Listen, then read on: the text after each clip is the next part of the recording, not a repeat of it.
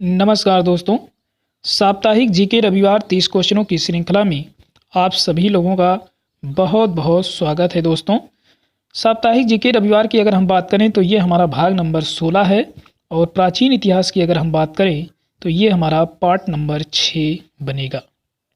और दोस्तों इसमें हमने ऐसे प्रश्नों को शामिल किया है जो कहीं ना कहीं किसी न किसी एग्जाम में पूछे गए प्रश्न है दोस्तों, और ऐसे ही प्रश्न आगे आने की संभावना भी बनती है दोस्तों। तो आइए हम लोग शुरू करते हैं साप्ताहिक जीके रविवार 30 क्वेश्चनों की श्रृंखला को। दोस्तों इसमें एक चीज़ और हम बताते चलें आपको, इस चैनल पर आप लोग नए हैं तो हमसे जुड़ सकते हैं सिर्फ और सिर्फ स्टडी विद गुरुजी में। तो आइए शुरू करते हैं इस श्रृंखला का पहला क्वेश्चन। पहला इसमें क्वेश्चन है दोस्तों, कह रहा है कि द्वितीय राजतरंगड़ी के रचनाकार थे। आपके विकल्प हैं कल्हड़, श्रीवर, जयदेव या फिर जोनराज। तो यहाँ पे द्वितीय राजतरंगड़ी की बात हो रही दोस्तों, तो यहाँ पे विकल्प जो सही होगा ये हो जाएगा आपका घा वाला विकल्प यानी जोनराज। राजतरंगड़ी की अगर बात करें, मात्र राजतरंगड़ी, तो आपका ये कल्हड़ हो जाता है, लेकिन यहाँ पे द्वितीय राजतरंगड़ी की बात कर रहा है इसलिए यहाँ पे घा वाला विकल्प सही हो जाएगा। तो आइए 152 नंबर का क्वेश्चन हम लोग देखेंगे। 152 नंबर का हमारा क्वेश्चन है, कह रहा है कि विजयनगर साम्राज्य के शासक कृष्णदेव राय ने संरक्षण दिया था। आपके विकल्प हैं वल्लभाचार्य को, माधवाचार्य को, रामानुजाचार्य को या फिर निम्बकाचार्य को। तो यहाँ पे जो विकल्प सही होगा दोस्तों ये हो जाएगा का नंबर यानी वल्लभाचार्य को। विजयनगर साम्राज्य के शासक कृष्णदेव राय ने जो संरक्षण जिसे प्रदान किया था वो थे वल्लभाचार्य। आइए इसी क्रम में आगे बढ़ेंगे और 153 नंबर का क्वेश्चन देखेंगे। 153 नंबर का हमारा क्वेश्चन है कि श्री संप्रदाय किस धर्म से संबंधित है। आपके विकल्प हैं शैव धर्म, वैष्णव धर्म, बौद्ध धर्म या फिर जैन धर्म। तो यहाँ पे 153 नंबर का जो विकल्प सही होगा दोस्तों ये हो जाएगा खा नंबर यानी वैष्णव धर्म से संबंधित है। आइए इसी क्रम में आगे बढ़ेंगे। इससे पहले आप लोग इस चैनल पर नए हैं तो हमसे जुड़ सकते हैं सिर्फ और सिर्फ स्टडी विद गुरुजी में। बस एक काम करना होगा, इस चैनल को आप लोग सब्सक्राइब करके बगल में बेल आइकन की घंटी है उसे आप प्रेस कर दीजिए ताकि यहाँ से जो भी वीडियो अपलोड हो वो आप तक पहुँचता रहे। 154 नंबर का हमारा क्वेश्चन है कि निम्न में से कौन सा सुलेमित नहीं है। आपके विकल्प हैं देवराय द्वितीय, अब्दुल रज्जाक, मोहम्मद बिन तुगलक, इब्न बतूता, महमूद गजनबी, अल बरूनी, बलबन, मार्को पोलो। तो देखिए दोस्तों इसमें जो दिया गया है ये इनके समय काल में ये लोग आए हुए हैं। जैसे देवराय द्वितीय के समय काल में अब्दुल रज्जाक आए थे, मोहम्मद बिन तुगलक के समय काल में इब्न बतूता। तो इस तरह से क्रम दिया गया है कि कौन किसके शासनकाल में आया था, और इसमें पूछ ये रहा कि कौन सुलेमित नहीं है, कौन नहीं आया है किसके शासनकाल में। तो यहाँ पे जो विकल्प सही होगा दोस्तों 154 का ये घा वाला विकल्प सही हो जाएगा, यानी बलबन के समय में मार्को पोलो जो है नहीं आया था, बाकी सब सही हैं। महमूद गजनबी के समय काल में अल बरूनी भी आया था, मोहम्मद बिन तुगलक के समय काल में इब्न बतूता और देवराय द्वितीय के समय काल में अब्दुल रज्जाक आया था, लेकिन बलबन के समय में मार्को पोलो नहीं आया था। तो यहाँ पे घा वाला विकल्प सही हो जाएगा। आइए इसी क्रम में 155 नंबर का क्वेश्चन देखेंगे। 155 नंबर का हमारा क्वेश्चन है, निम्न में से किस कृति को उसके फारसी अनुवादकों के द्वारा रज्मनामा, जी हाँ दोस्तों, रज्मनामा शीर्षक दिया गया है। तो 156 नंबर का आपका विकल्प है लीलावती, महाभारत, रामायण या फिर अथर्ववेद। तो यहाँ पे 155 नंबर का जो विकल्प सही होगा दोस्तों ये हो जाएगा खा वाला यानी महाभारत। आइए इसी क्रम में आगे बढ़ेंगे और 156 नंबर का क्वेश्चन देखेंगे। 156 नंबर का हमारा क्वेश्चन है कि हड़प्पाई स्थलों में कांस्य नर्तकी की मूर्ति कहाँ से प्राप्त हुई।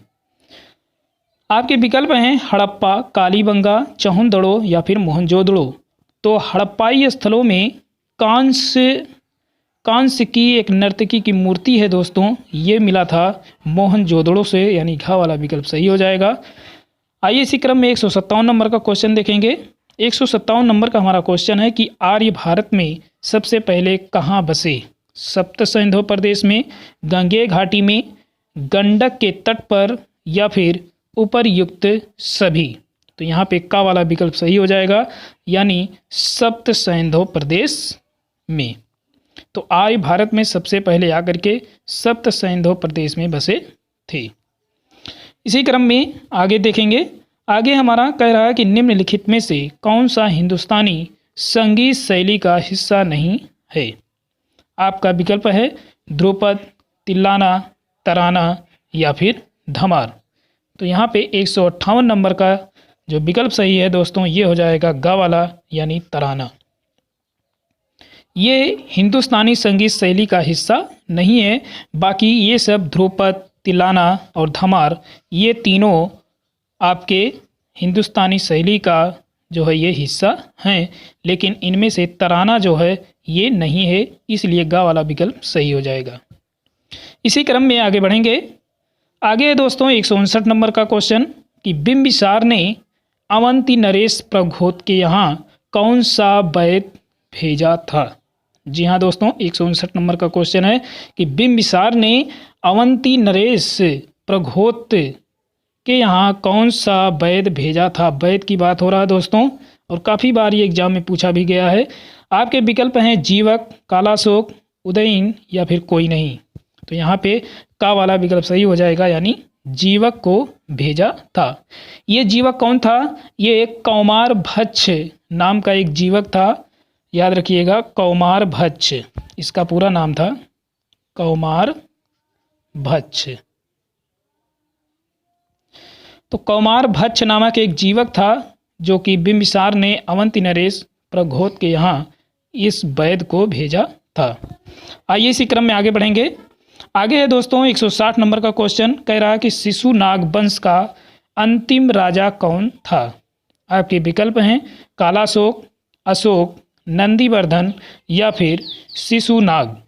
तो 160 नंबर का जो विकल्प सही है ये हो जाएगा नंदीवर्धन, यानी गा वाला विकल्प सही हो जाएगा। आइए इसी क्रम में आगे बढ़ेंगे और 161 नंबर का क्वेश्चन देखेंगे।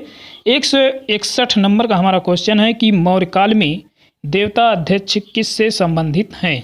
आपके विकल्प हैं स्टोर, राजा की भूमि, कस्टम या फिर धार्मिक संस्थान।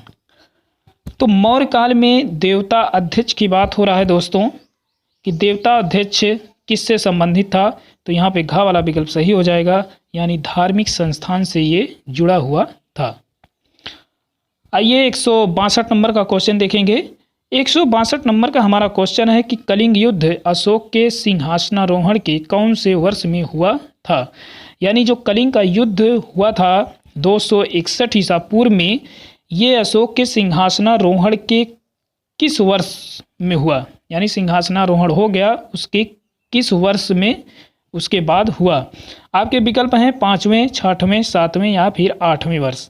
तो यहाँ पे घा वाला विकल्प सही हो जाएगा, यानी 8वें वर्ष में हुआ था।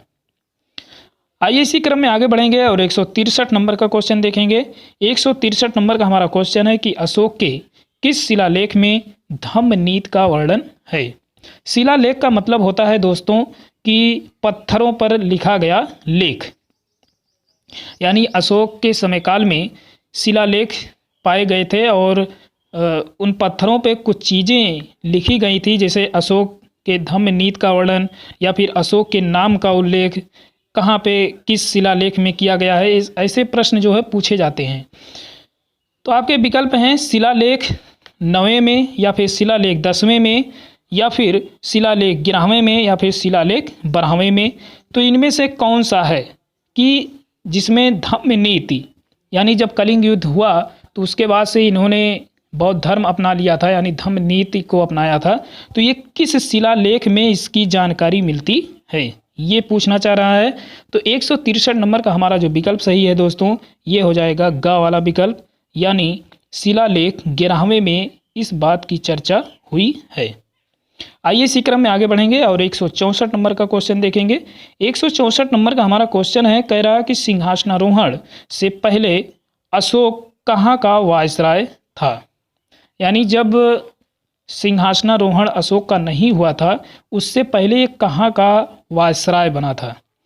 आपके विकल्प हैं तक्षशिला, राजगिरी, वैशाली या फिर पाटलिपुत्र।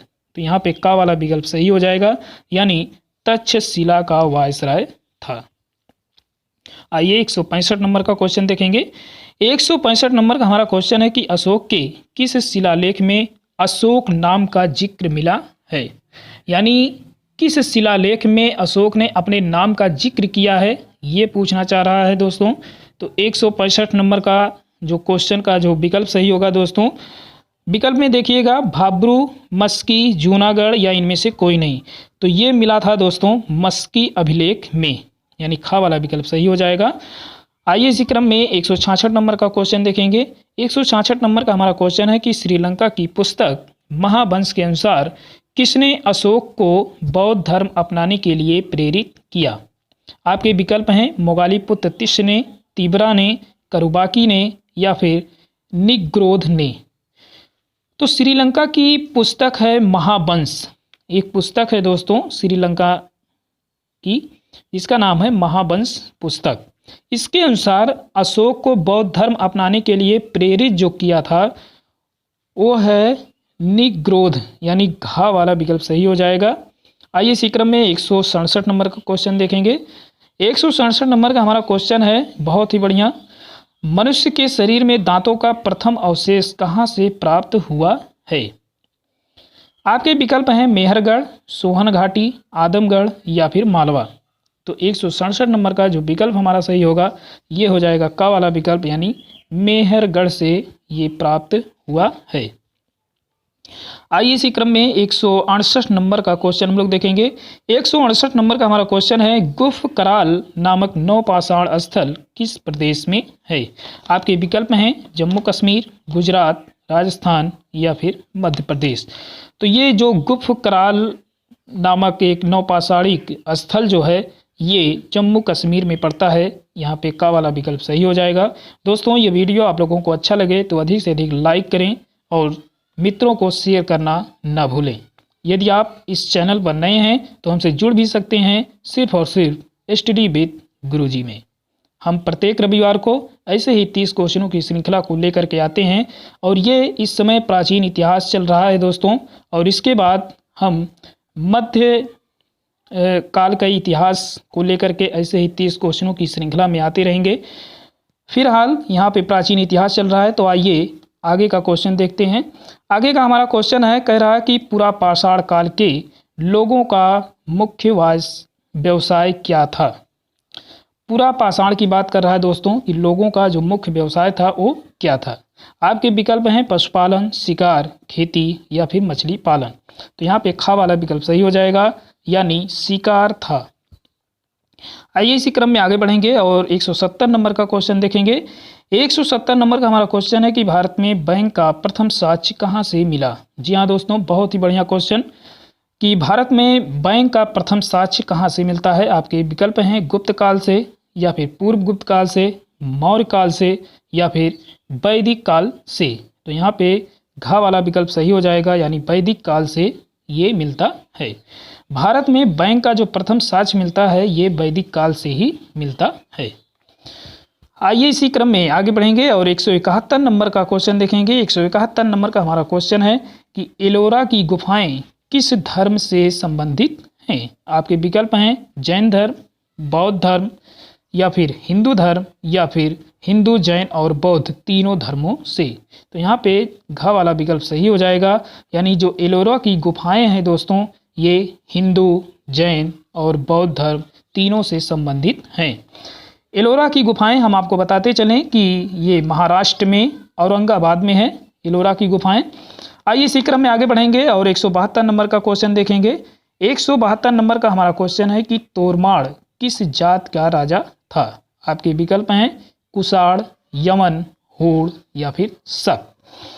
तो तोरमाड़ की बात कर रहा है दोस्तों, ये किस जाति का राजा था? तो यहाँ पे ग वाला विकल्प सही हो जाएगा, यानी हूण जाति का राजा था।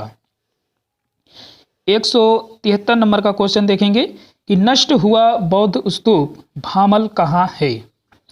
नष्ट हुआ बौद्ध स्तूप, एक बौद्ध स्तूप था दोस्तों जो कि नष्ट हो चुका है, जिसका नाम है भामल। जी हाँ दोस्तों, बहुत ही बढ़िया क्वेश्चन। तो ये भामल कहाँ पे है? आपके विकल्प हैं नेपाल, भारत, चीन या फिर पाकिस्तान।